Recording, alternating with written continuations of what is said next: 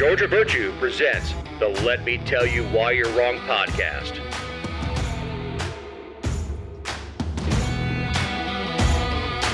This is episode 249. This week we have bands, and bands. I'm Dave Roberts.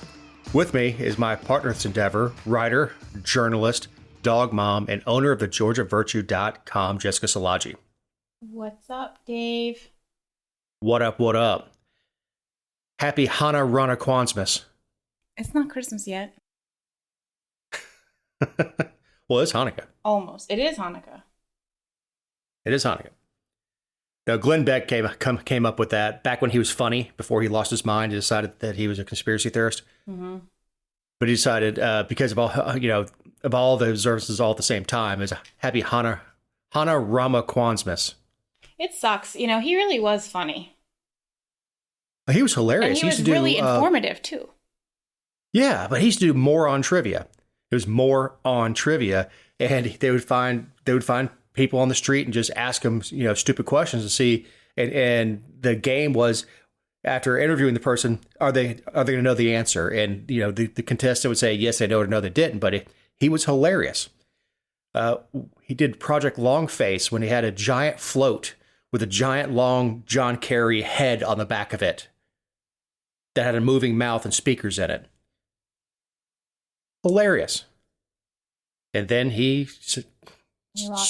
he got his TV show, lost his dadgum mind. But anyway, how's your week? Oh, it's been just lovely. How's your week been? Last week was the tale of two halves. The first half of the week was just gloomy. Had a day of just awful rain, storms. I think it was Wednesday night or whatever. And then Thursday, the sun came out. And it was beautiful. Like nothing had ever happened. And you're in for a very cold week. It's going to feel like Christmas. I reckon. There was a theory that we're going to get snow for Christmas, and I saw people on Facebook were like, yes, please, please, please. I'm like, are you out of your ever-loving mind? Have you seen the lines at every store? I made the mistake of going to Chick-fil-A that happened to be in the same parking lot as a Walmart. I was through Chick-fil-A faster than it took me to just get out of the damn parking lot. Yeah. You throw a snow scare on top of that? No thanks. Yeah, I mean, there's only a few things that really cause bad driving in Georgia. One is snow, rain, sunshine, dry roads, wet roads. Other than that, they're great drivers. Sure. Yeah. Can't freaking wait. So, we have bans this week. Everything's getting banned. Or they're trying to. Kemp obviously listens to the show. Hopefully, Senator Anna Vitarde starts. And I believe Jason does listen to the show. Oh, well, good. Hopefully he learned a little something last week. Maybe that's him right now.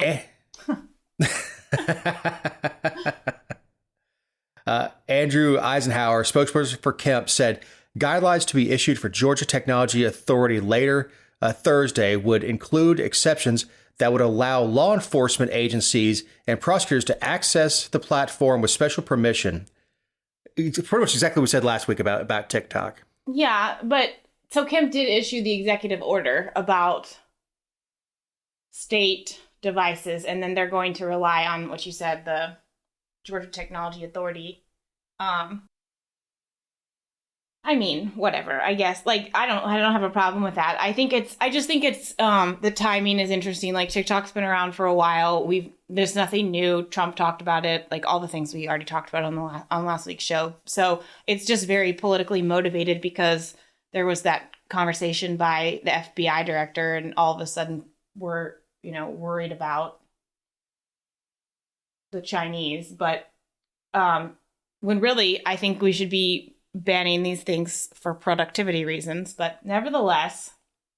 Right. Nevertheless, I mean, the ban ultimately is a good thing for kind of a political reason.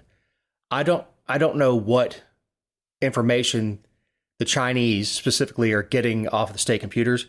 I just don't think it's appropriate to have any social media on these state computers, as I said last week, outside of the PAO and investigation stuff.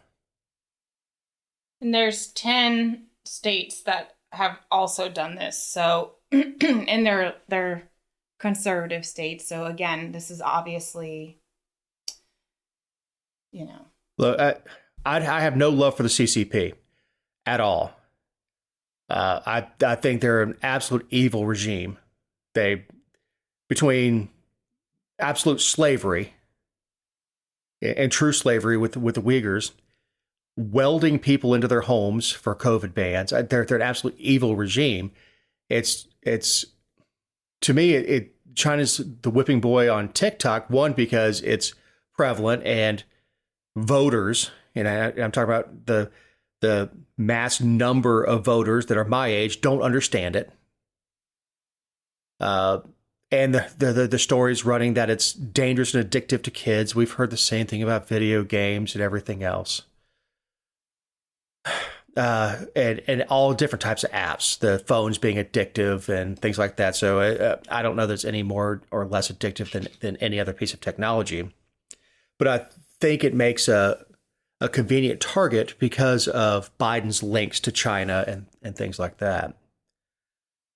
It allows them to put a thumb a little bit in Biden's eye with that. But they're also doing WeChat, which I've never heard of, and Telegram, which I've heard of. I don't know much about. Telegram surprised me. I hadn't heard of WeChat either, but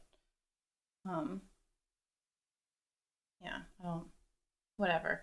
The only thing is and I support it because I don't think we should just be wasting time and having them utilize state resources. But like from an investigative standpoint, I wonder what kind of, one, you're going to end up having like, let's say the GBI go in and just like look on their own phone to look someone up.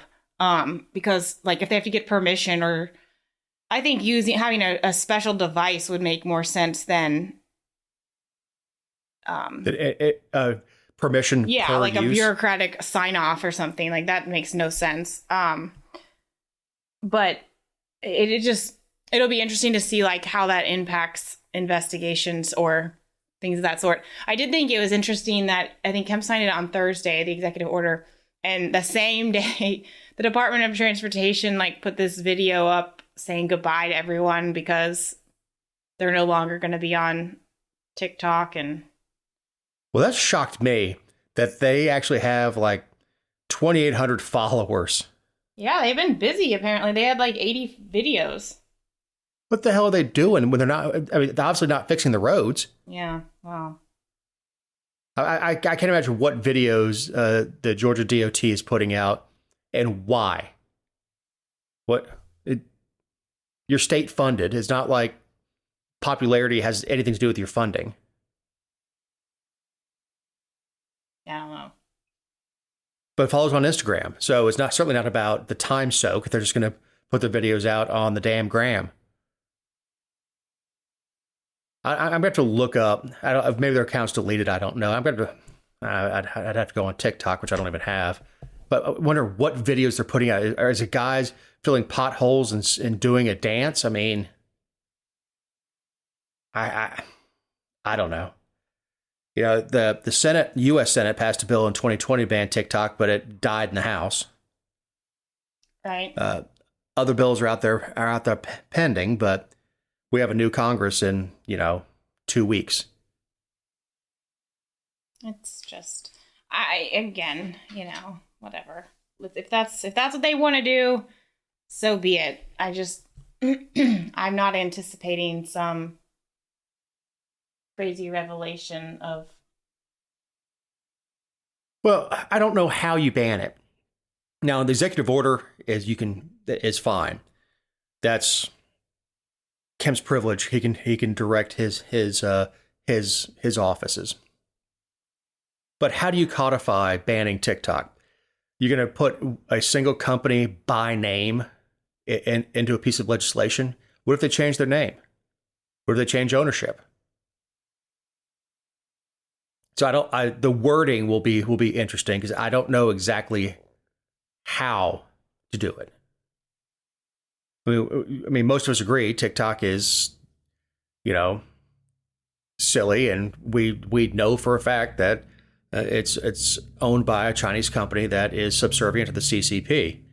But I don't know how you codify it, how you put into words to ban this one app when they can just change the app. Or I mean, the Chinese have resources; they can come out with, something else with the same technology doing the same thing. Yeah.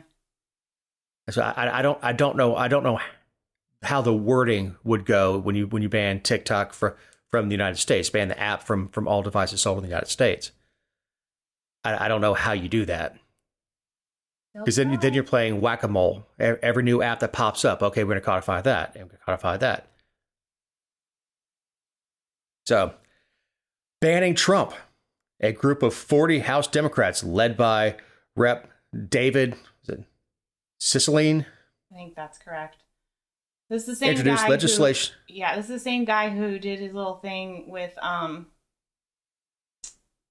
I guess he's been signaling he's going to do this for a while. Yeah, he introduced legislation to bar former President Trump from holding future federal office under the 14th Amendment. I mean, we knew.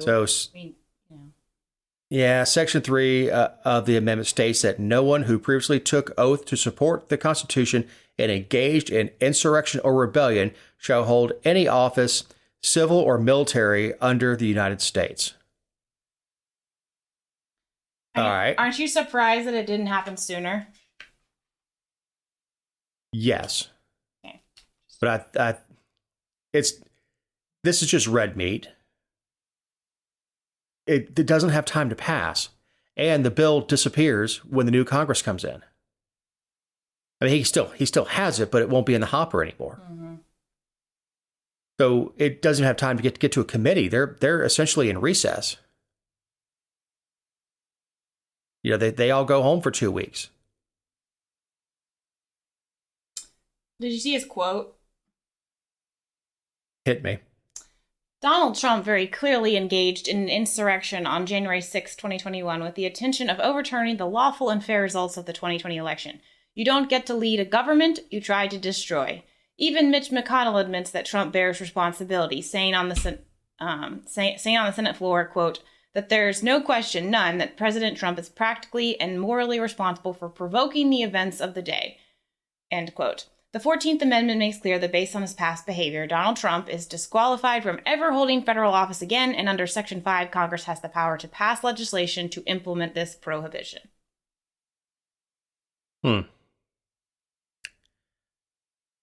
Well,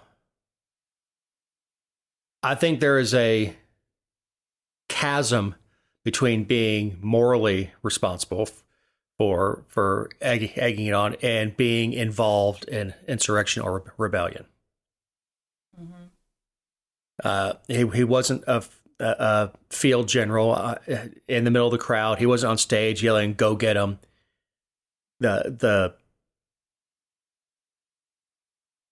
I think it doesn't pass muster. In fact, if he were engaged in insurrection or rebellion, he would be arrested. Yeah. That's just the way it is. There would be a reason to arrest him. So if it doesn't pass legal muster, I don't think this has any chance. This is red meat to go. Where's he from? Rhode Island?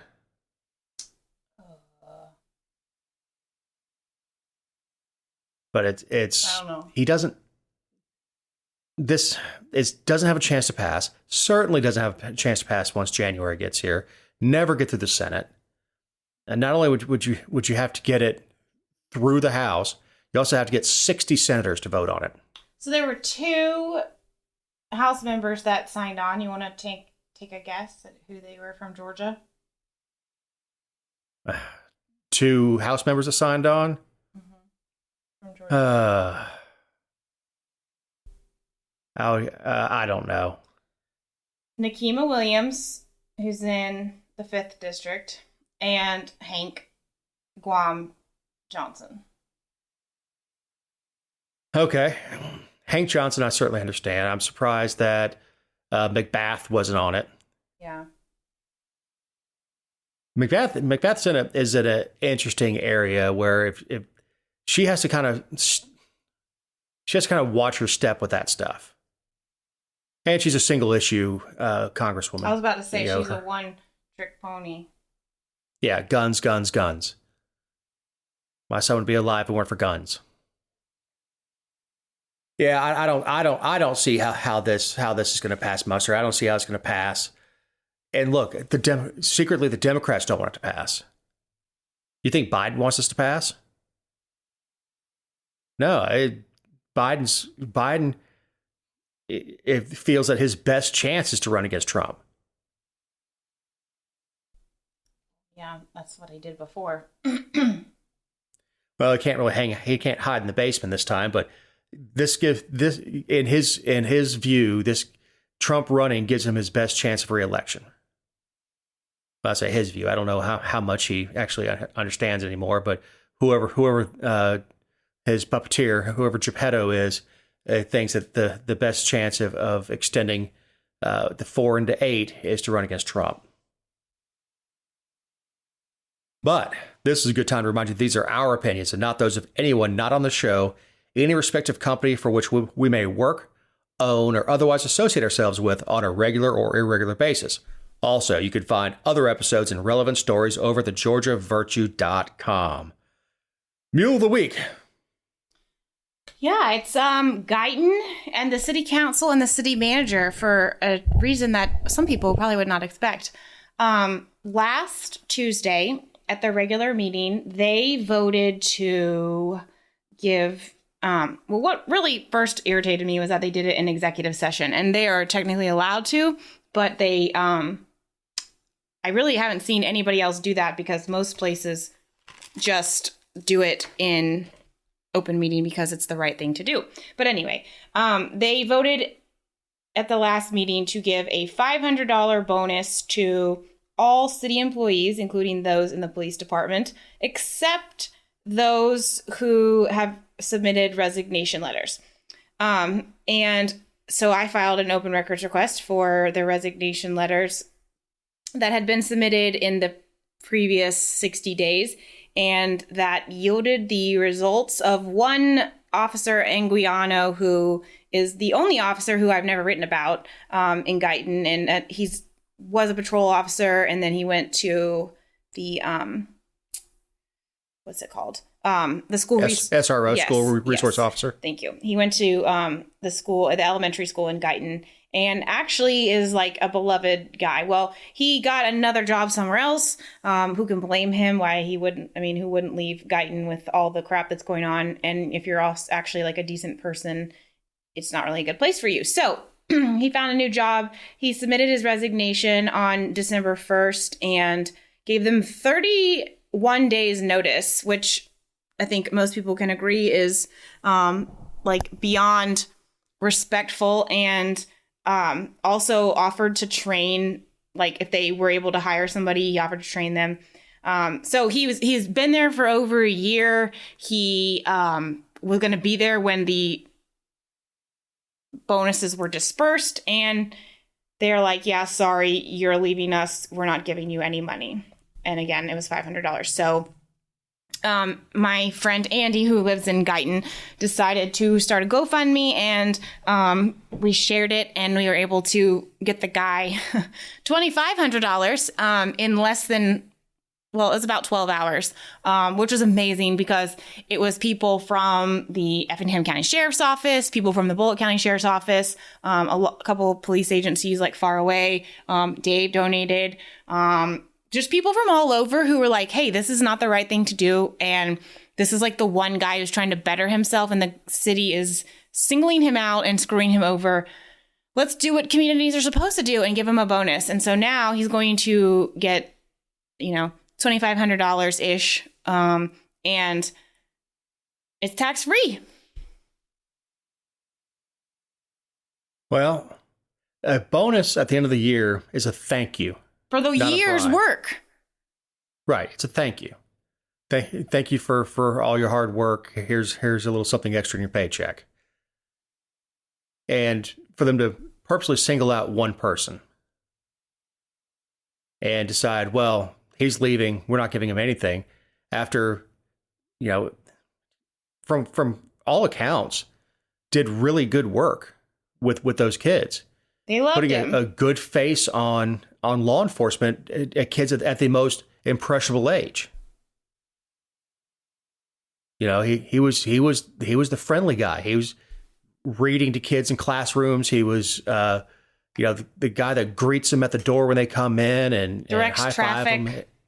Yeah, all the things that we want. And that's the guy that we want on social media, putting videos out, not rapping about apes and raping.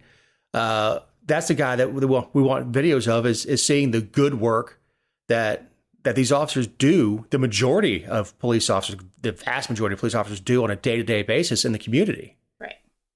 Just like the stories that we love when a patrol officer stops and plays a couple games of basketball with kids in a neighborhood. We love those stories. The public eats those stories up because we like that good news. Well, it's like the Wonder Years Leave It to Beaver Cop. It's not the awful way we see it portrayed in the news all the time now. But I think it was the right thing to do, but I also really loved it because it showed how powerful the community is. And I was telling you before the show, like it showed how powerful the community is in, hey, if you have good officers, we will support your police department. And no, it's not just this anti-cop community, of people who want to see everyone just like crash and burn. It's truly like, people, you do good, we will reward you, we will back you, we will support you, and then some. And I was elated that not only did it, it wasn't difficult for the money to come rolling in, but that the goal was exceeded and quickly. Right. And quickly. You and I both, you put in a very nice donation. I threw a couple bucks in there just because it's when people see a wrong, they want it righted. And if people from all over can, chip in a couple bucks when they see somebody that was obviously retaliated against for leaving. For bettering himself. What if the reason was only that he was going to make more money? Are you going to fault him for that? So so on the way out the door, you're going to be like, okay, you can't have any more money. We don't appreciate your last year's work. Yeah, and look, and I said before the show too, it would have been nice, things don't work out this way, but if he could have waited to the end of the school year, but the other department he's going to can't just hold a position open for 6 months. Right. So in any professional circle, when you see a chance, take it. It's a chance to better himself. And honestly, it may have been that it could be more money. It could be, it can't be better hours than being a resource officer, but better working conditions, whatever. Less bad publicity. Or maybe it's a little closer to home. Yeah, and not having to listen to his family friends go read the Georgia Virtue. Yeah, exactly. You still working for these people? But no, I was just really proud of everybody, and I just think it's wonderful, and I'm really glad that Andy came up with the idea. And he was not parked beside you at the Guyton City Council meeting. He was not. In fact, he was not attempting to intimidate you. No, in fact, the one time that I met him, he was there a couple other times, but we didn't interact. But the one time that I did meet him, I was standing outside of the door after a meeting. It was when it was still warm out. And he came up to me and he shook my hand and he told me his name and said, "It's nice to meet you." And he said, "I read your stuff." And we kind of laughed about it. And I said, "Well, it's interesting that you're never in it." And I think I said something to the effect of, you don't belong here. You should go work somewhere else. And, you know, obviously he's not going to respond to that, but like that. The power of the Szilagyi. Yeah. But, you know, he wasn't, he has never, I've never seen him try the intimidation route. And like what I was getting at was that he was polite. He was cordial. He shook my hand. He introduced himself, and he tried to just make small talk because it was the right thing to do. Yeah. I mean, that seemed to be, obviously I've never met him, but from what I read and what I hear from people who were responding to you sharing the GoFundMe, is that's this guy's personality. Is he wants to help people. He's a nice guy. He's not, you know, he doesn't want to go kick your door in and kill your dog. No, he's a nice guy. He enjoys helping the kids and being with the kids. And look, SRO is not an easy job. No. It's not. I mean, and I know we think of them, they're there in case, but they're also there with disciplinary problems, and not directly with the kids, but you get a kid who's violent and you need someone to be able to restrain the kid and remove them. You know, I know that's more of the high school level, because, you know, elementary school kid you pick up and you, like we said, I think last week, give a bear hug and remove them from the classroom. Yeah, you don't throw them down on the bench. Yeah, don't throw them on the bench from 3 feet away from the bench like you're trying to make a free throw shot. Ching. Whoops. So we have banning electric vehicles. California's plan to ban gas-powered vehicles and its effect on the energy grid. Why don't they do you think that the leftists who are pro EV to the extreme, not, I mean, if you want to drive an electric car and you want to do so voluntarily and you want to pay the money for it and deal with, like, I'm fine, like, do whatever you want to do. I don't care if you want to use a jetpack to get where you're going. Like, it's your business. But do you think that the far left people who are just balls to the wall in favor of EVs, do you think that they are aware of the, like, particularly in California, the energy grid problem, or do you think that they just don't care, like, well, it'll work itself out? One, I think they're brainwashed. They think that you'll be able to put solar panels on your house and charge your car, which, you know, partially is true, but you have to be able to charge your car when it's cloudy too. I also believe that they would like the vast majority of people to not have air conditioning in their home, to take that stress off the grid. Which is hilarious, because they're usually the same people who want prisoners to have air conditioning, because of the data that says that people who have air conditioning, maybe not it's set at like 65 or anything, but, you know, people who have like reasonable airflow and whatnot are less violent. And there are a lot of these people that are pushing it. The elites have 4 or 5 air conditioners in their house. You would know. Yeah. I mean, big house is going to have lots of air conditioners, all pulling on that power grid. Look, I've said it for a long time. If we tried to go all electric today, we just couldn't. You could not charge 2 EVs per household without upgrading the entire power grid. Mm-hmm. You know, there was some news last week about fusion energy, that it's on the horizon. And, you know, fission is what we have now. Fission being you take an atom and you take a molecule and you split it up into two different atoms, and the parts are lighter than the whole, and everything else is released as energy, and that's how we get nuclear fission. Fusion being you take 2 atoms and you bring them together, and the whole is lighter than the 2 parts, and what's lighter is expended as energy. E equals mc squared. So that sort of idea is you could have a generator, a fusion generator this is sometime far into the future, at your house and run off of nitrogen at your house. An element that is easily obtained from the air that we breathe.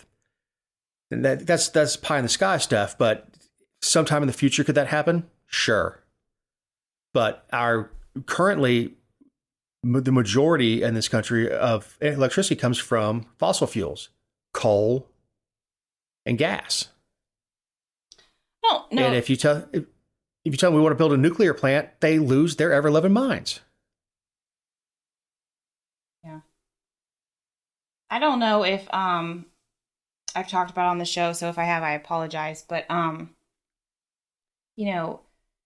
my family, when my dad passed away, he was in land development out west, and he left land to us, and it was divided. Like there was a family ranch that my brother now owns, but we were all also given land in New Mexico, and I had property there, and they came to me several years ago about putting solar panels and they have a solar farm out there, and there's federal protected land and Indian land and things like that. So there's a lot of restrictions.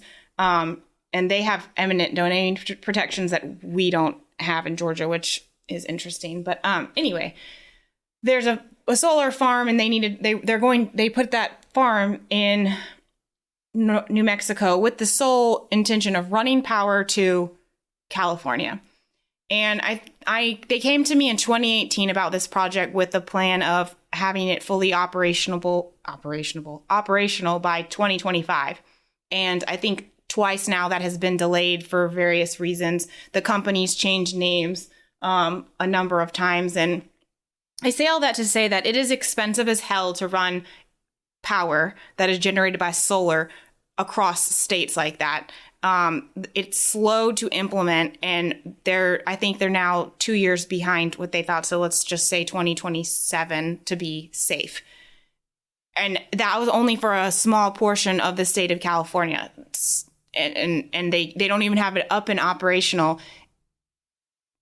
That they started planning well before when I got in at the very end, because they had a hard time finding me because I'm in Georgia. But in 2018, they started this back in like 2015 or 2016. So you're talking about a decade of planning to get something hopefully off the ground and running to help the energy crisis out there. And they want to make it worse. And their plan right now is 2035 for all electric vehicles. There's no way in hell that's happening. And look, that power generation is just one consideration. Sure. You still have to have the infrastructure to bring it to homes. Sure. Absolutely. Well, in California, you cannot sell your house unless you have solar panels attached to your roofs. That became law a couple of years ago, right before COVID, I think. That's not government overreach at all. I know. It's absolutely absurd. But they require, you cannot move and change ownership of your home unless you install those panels, as if it's not cheap. No, it's tens of thousands of dollars. Yeah. Besides, for many people, ruining any warranty you have on the roof because they run bolts through it. If you have to change your roof, you get roof leaks or storm damage. You have to pay a solar company to come out and remove the panels before a roofer can come out, make repairs or replace your roof, and then come back out and bolt them back on. It's the return on investment on solar panels on a single family residence is relatively low given the life expectancy of the solar panels themselves.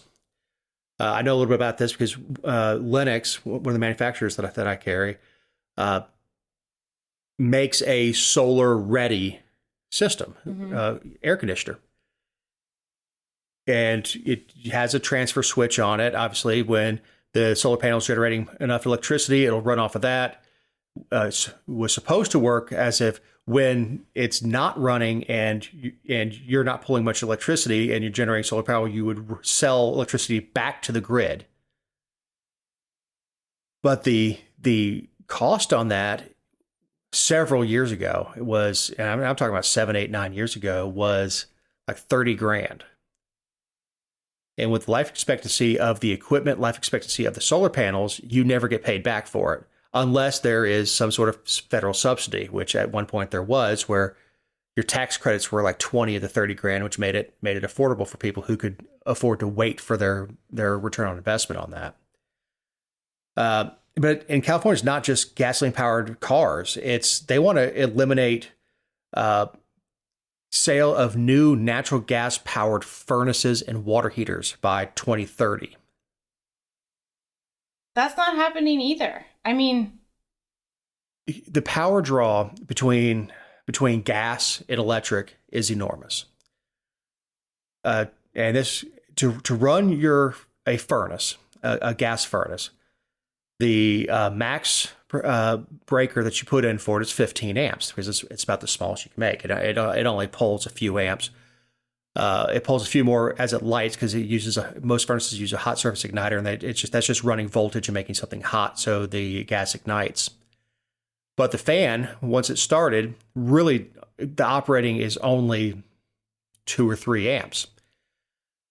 An air handler, which is an electric furnace, called an air handler, and heat pump. Your heat pump can pull somewhere between 20 and 50 amps, depending on the size and efficiency. Your air handler, on the other hand, when you swap over to auxiliary or emergency heat, uses resistance coils. Can't talk.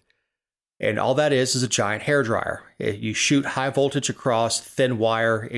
It gets hot, glows red. The fan runs and picks that heat out of the air and puts it through the house. When you get below a certain temperature outside, you need those backup strips. As you know, down there, you had a problem with your strips weren't working and your heat pump couldn't keep up. And it doubled my electric bill. Right. So when you do that, so you take a furnace that's pulling 2 or 3 amps when it's running to a heat pump that's pulling, let's just say 40 amps on at startup for a large one. And your strips pulling somewhere between 60 and 90 amps. All right, that's well over 100 amps just to heat a decent sized house with one system. If you have 150 amp service because you have gas, that service isn't capable of using that power to run heat and anything else in the house. It's an overload. So you have to upgrade everything in that house from the panel to make the wires thicker that are coming from the street. But if every house in the neighborhood does that, you don't have enough power coming into that neighborhood to support everybody doubling their power usage in wintertime. You just don't have it. So then you start talking about every neighborhood in the city doing that, and every small business that uses natural gas to heat, every school that uses natural gas to heat and package units. And you start upgrading all that, the wires themselves, the high voltage lines that you see running down the highway aren't big enough. The substations aren't big enough to support doubling or tripling the draw that taking natural gas out of it would cause. And that's a massive upgrade. And that's not even including I didn't even figure in water heater going from 0 amps being gas to 30 or 40 amps to heat with an electric water heater. You're doubling the electricity draw that house needs just to take a hot shower and heat the home. Yep. Probably more explanation than anybody really wants on how heating and air works in your house with power consumption, but we talk about the grid not being able to handle it. You just can't. We don't have the infrastructure to support it. But here we are. Yet here we are. And look, that's one of the many reasons people are leaving California. The taxes cost are of living stupid there high. is astronomical. Like, the cost of living has gone up everywhere, but what's happening there is, I mean, almost all of my family has left. Obviously, we left. Yeah, and companies are leaving. I mean, can't afford it. Musk moved Tesla. It's California right now is unsustainable. Mm-hmm. And they're talking about, I saw something in the news today as we record, that California is mulling over $350,000 in reparations per person. And nobody sees the problem. Nobody sees, like, oh gosh, you think we're causing this? Of course, the state's talking about giving reparations. California was never a slave state. No, they weren't even part of the team then. Well, were they a state? After gold was discovered at Sutter's Mill, there was a quick movement to make California a state, but I'm not sure when exactly they came in. I know Alcatraz was originally a Civil War fort. But anyway, that's... Okay, maybe they were 1850, but they weren't, like, in the mix of it. No. They're not in the history books on the position of slavery. The California Regiment marching with Sherman to the sea. Yeah. No. They were the 31st state. No, the whole idea of getting California into the Union quickly was to supply gold to the Treasury. Shocking. Now they're just a friggin' dead weight. Yeah, I keep waiting for that San Andreas Fault to go ahead and push California off into the sea. Yeah. The only reason I've been told that my whole life hasn't happened yet. The only reason that I'm like kind of against it is because I'm like, if someone like Trump is president, I might lose my citizenship. You know? You just might. Yeah. You never know. So, banning convenience stores. Richmond, Virginia is considering a new way of cracking down on crime at existing convenience stores, make it harder to open new ones. I mean, this is something so stupid that only a local government could come up with it. This happened last week as well. The city council passed a resolution declaring that convenience stores should be subject to more restrictions than grocery stores, specialty food stores, and other food retailers. And then they want the city staff to study how to amend the zoning code to make that happen because, and they're going to give the city planning director the power to, quote, create special neighborhood-based convenience store overlay districts where grab and goes would be allowed. So, like, I guess for the criminals, they want to, like, consolidate everything in one area so that they can just hit them all at once. I don't know. They're going to get... So the theory is the small shops draw more violent crimes and robberies. And, of course, instead of addressing the crime itself, it's like saying there was a shooting in a park, so let's shut down all parks. Oh, that sounds like something government would do. It does. As I've lost my mind several times about, shutting down outside parks during COVID. This is so asinine. These municipalities make money off of sales tax. Why would you limit the amount of businesses, retail businesses that can open? If you really want to stop the violent crime at convenience stores, let them defend their own stores with guns. So, in fact, go ahead. I'm sorry. There's a story in Baltimore where a gas station has hired private armed security to be at their station 24 hours a day, and they're in body armor and carrying rifles. Good for them. Okay.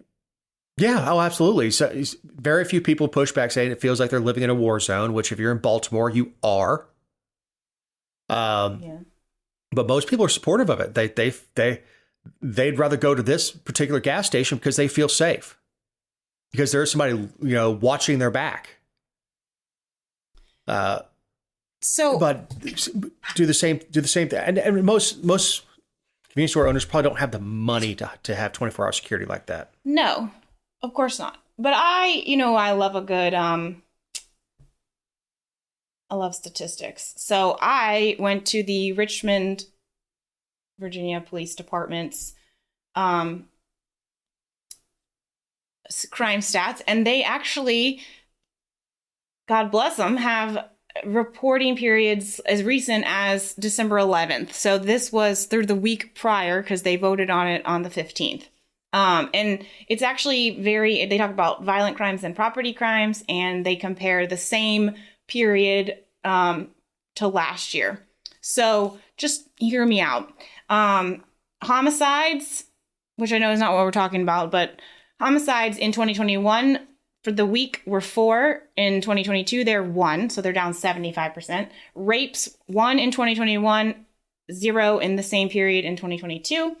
Robberies, 5 in 2021, 3 in 2022.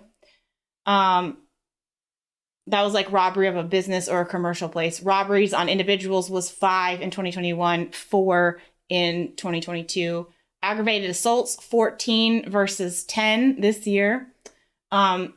Total violent crimes overall were 29 in the same week in 2021 versus 18 this year. And then when you talk about property crimes from burglaries, larceny, auto theft, it's 201 in the same period to 200, with the majority of them this year being theft from buildings, motor vehicles, and things like that. Not really on persons, like purse snatching or definitely some shoplifting. But I say all that to say that their property crimes are pretty much the same. Their violent crimes are actually down by 38% from this time last year. Well, and this is all in response to 2 shootings at one particular convenience store. Almost, you think they're targeting? Yeah, it would put a mountain of paperwork ahead of anybody who'd like to open a convenience store. Mm-hmm. It also makes them subject to going before the city council to get approval to open it. And honestly, it treats business differently based on its size, on its footprint, and how much money they're investing. Convenience stores are obviously a lot smaller and cheaper to operate than a grocery store. Even a Dollar General, because of the size, the space, and the amount of money those places make for a city is phenomenal. Oh, yeah. And plus the taxes collected at a convenience store per item, because sales taxes are a percentage, are going to be higher per customer or per item, because that bag of chips that may be $1 at the grocery store is $3 at a convenience store. Yep. So that same, and then you talk bag about of like chips, cigarettes and everything, and tobacco products that have sin taxes.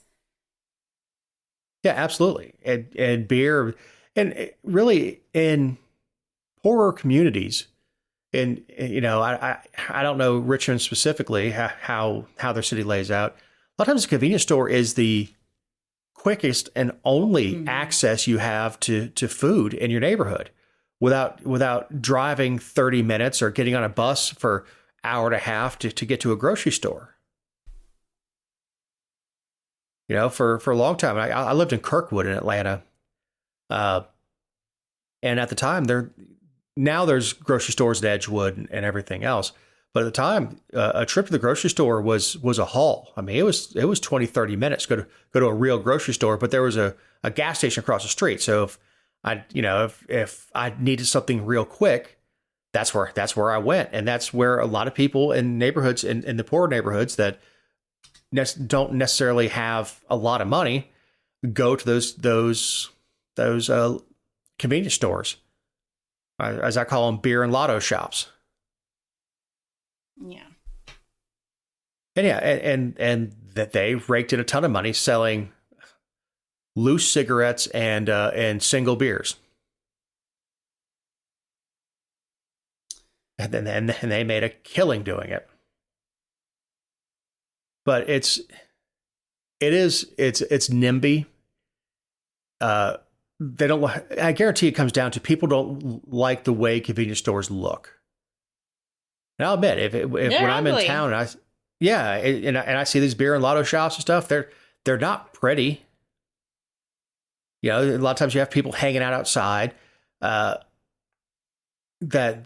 really have no business in there, just hanging out outside. You know, a place to meet friends or whatever.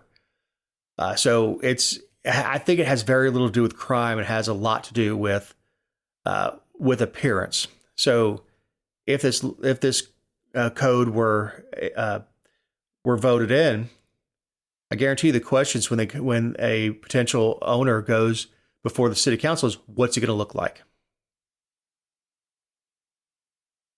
You know, they're hiding behind safety for the NIMBY stuff. And it's just asinine to suggest that that's going to reduce the number. So here, one of two things is going to happen. They're either going to go where the product is that they can take, and I'm talking about the criminals, or they're going to go rob other people or places.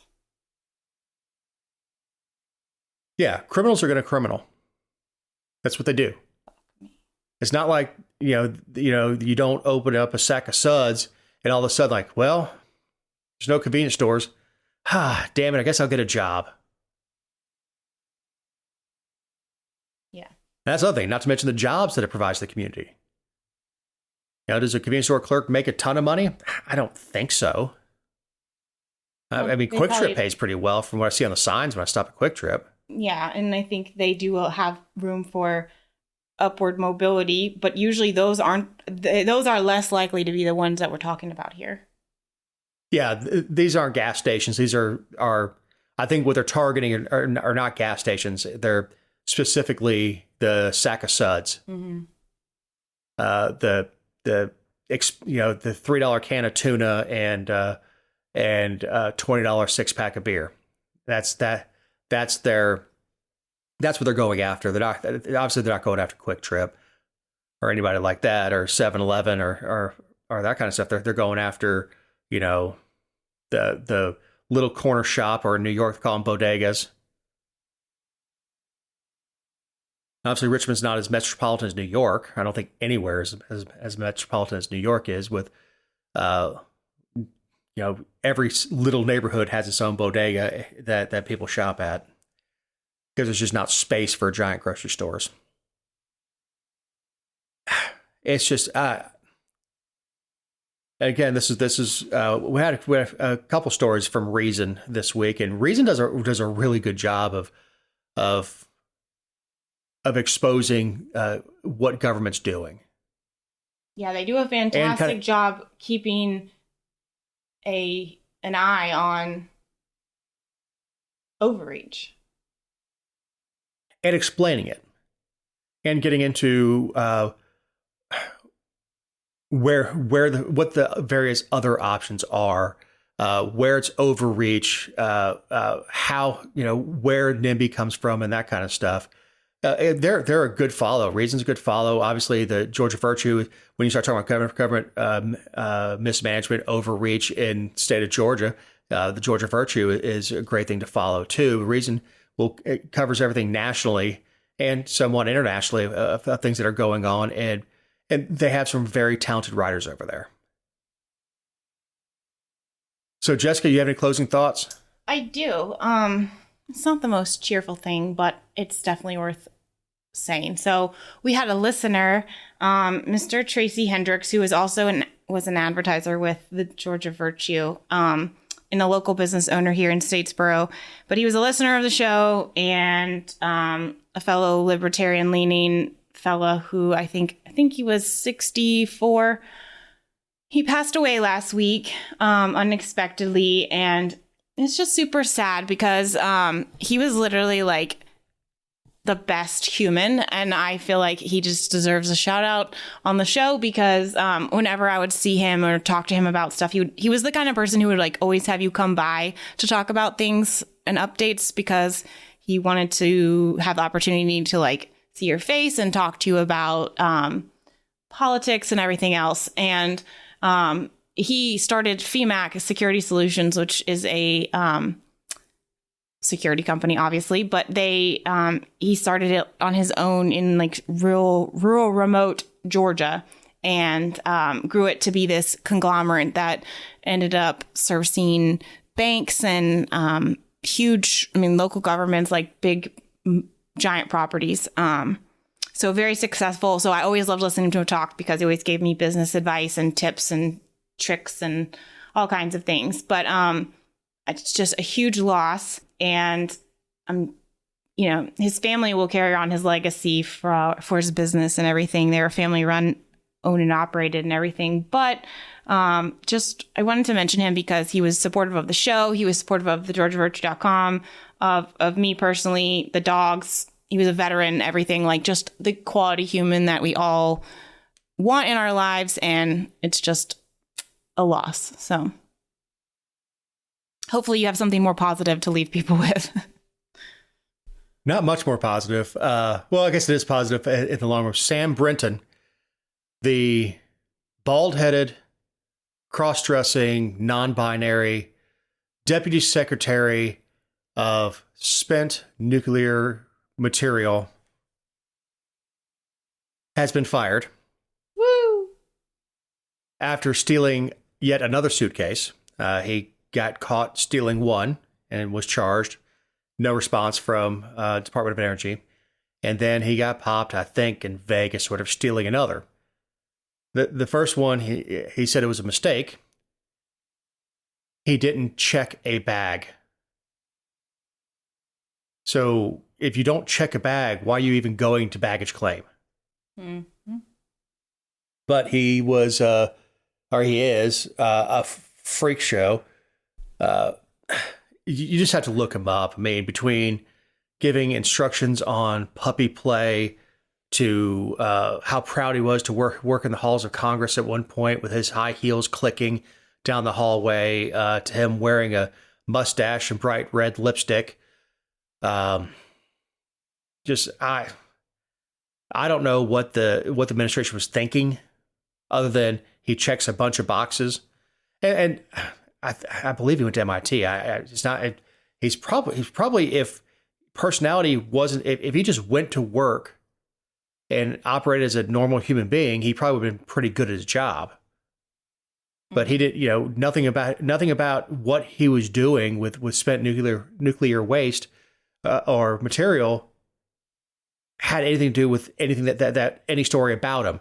Normally, we wouldn't know the undersecretary of energy dealing with spent nuclear material. We would have no idea who that person is unless, he's standing in a dress, high heels with leashes holding on to 3 men in dog masks on all fours. And this didn't surface like someone hacked him. This was like on his social media. Yeah, he owned it. He was loud and proud about it. And I told you before the show that, because obviously he has his security clearance. There's two ways of looking at it. One, he's a huge security risk because he's a freak show. The other is he lets his freak flag fly, which, is fine. So you really can't blackmail the guy. We're going to release pictures of you holding guys in dog masks. Well, yeah, it's on my Facebook page. It's my cover photo. So you really can't blackmail him. Nope. Programming note, we will be taking a holiday break and coming back right before session. Dun, dun, dun. And that's when you get angry, Jessica. Yeah, it's true. We may be releasing some different audio coming up to it. I'm working on a couple interviews with different candidates coming up. If we get that audio, obviously we'll release it on all the social media platforms. And Jessica and I are both now on the Twits. I think you had a Twit account before, but I actually activated one. So if I don't have anything groundbreaking to follow me, but Jessica always and the Georgia Virtue are great follows on Twitter. This, as always, her stuff is amusing a lot of times, especially when it comes to the puppy dogs, the baby dogs. So, Merry Christmas, Happy New Year. From all of us at Let Me Tell You Why You're Wrong, Eric Cumby, our editor, Jessica Szilagyi, my partners in the endeavor, I'm Dave Roberts. We'll talk to you soon.